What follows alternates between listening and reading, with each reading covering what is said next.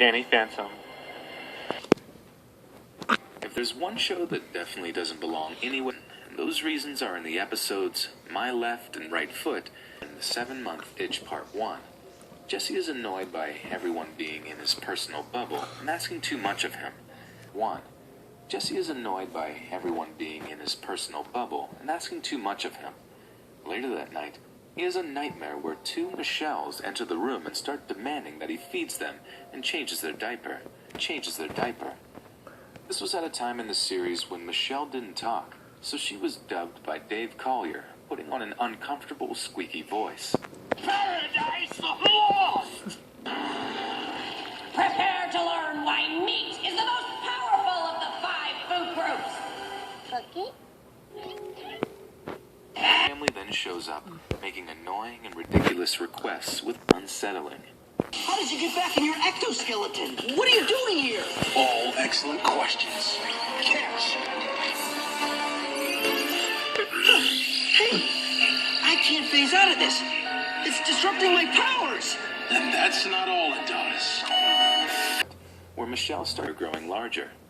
My Left and Right Foot, where Michelle starts to get self-conscious about how her feet are growing larger, where her feet grow to a ridiculous size on screen, accompanied by a gross stretching noise. The feet can the only reasonable thing they can think to do is tickle them. Michelle wakes up screaming, thankful that it was just a dream. She pulls away her covers to see that her feet are still enormous, much to her horror. Thankfully, that was a dream too.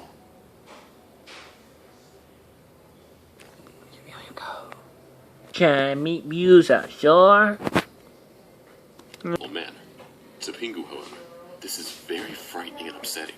Given this, he pops up from the scenery abruptly, snorting with a deep Pingu under an igloo, and then stretches and squeezes him for his amusement.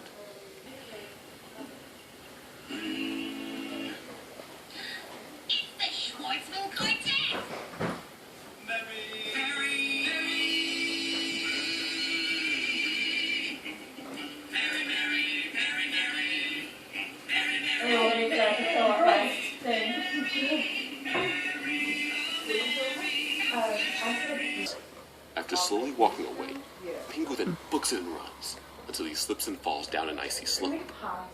He falls and falls until he reaches his bedroom floor. Turns up Tusk, not helping the situation. The walrus was so uncomfortable for children that the episode was actually placed on a show. It was removed from British censorship. It did manage to air once on PBS Kids Sprout in 2006.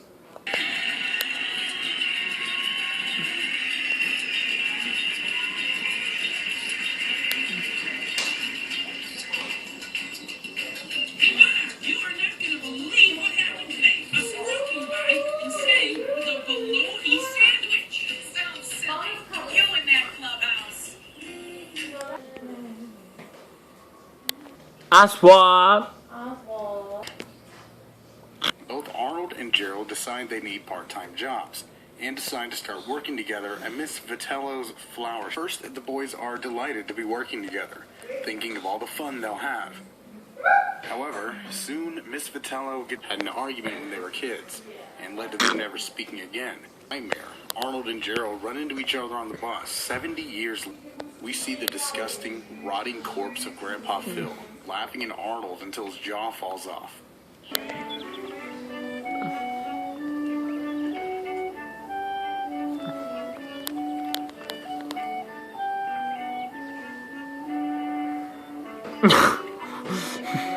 Why did that need to be there? It certainly does its job by scaring Arnold into forgiving Gerald and helping out with the shop, but why is Zombie Grandpa such a dick? And where is he going? I guess we'll never know. Frankly, we shouldn't know.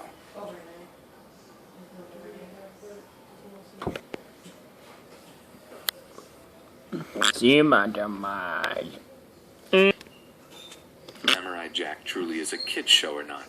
The network, and while it was violent, it was never too much to cross over into the adult territory. Of course, Season 5 changed all that with blood, swearing, and other adult themes, airing even the more subdued tone of the first 4 seasons, though, the fact that many children watched it, this moment from the season proves to be on the list. While alone at night, Jack encounters a sobbing little girl. He follows her to an old house. While in the house, Jack experiences several visions of the people who once lived there and the monster that attacked them.